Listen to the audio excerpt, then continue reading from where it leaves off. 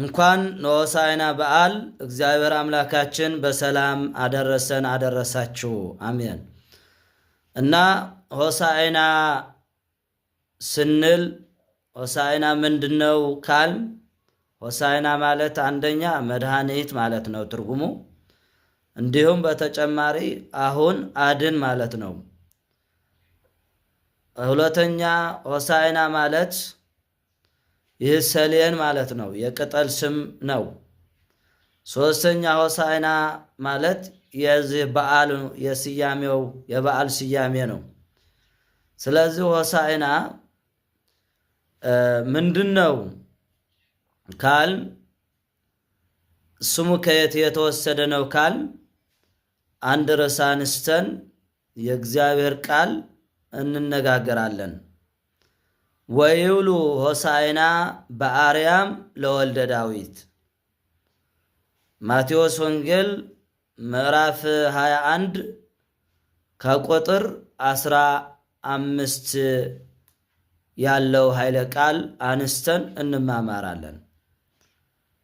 ለዳዊት ልጅ መድኃኒት መባል ይገባዋል። ይህ ቃል ማን ነው የተናገረው? እነማን ናቸው የተናገሩት ካል ወሰወርእዩ ሊቃነ ካህናት ወጸሐፍት መንክረ ዘገብረ ወደ ጭቅኒ እንዘይጸሩሁ በቤተ መቅደስ ወይብሉ ሆሳዕና በአርያም ወይብሉ ሆሳዕና ለወልደ ዳዊት።